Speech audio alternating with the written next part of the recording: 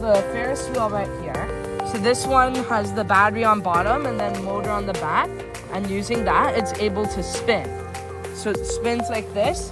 It has a gear right here. So there's the basketball, you can put it in and you can try getting the ball in the net.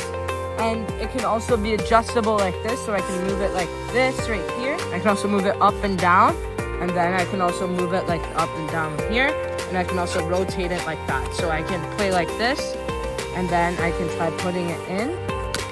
And then there's also another feature where there's a bracket here that holds it in place so that way it doesn't twist like this. But if you remove that bracket, you can also move it like this. So you see, it's like that now. And then you can try getting it in like that as well. You can also move it the other way. And then it will also do the same. This is the TP right here. So this one has a solar panel. So when you're outdoors, it will automatically collect the sun rays.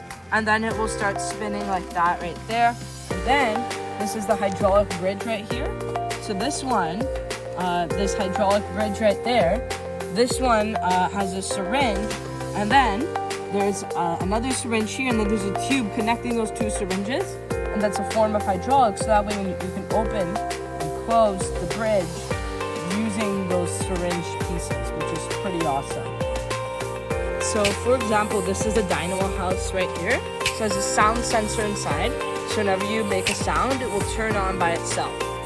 So, and then not only that, but you can also lift this up, turn it off, and then there's a wheel here. When you twist this, it will also generate power as well. The Igloo has a sound sensor inside, so when you turn on the batteries, it has a very nice lights inside. Whenever you make a sound, it will turn on by itself.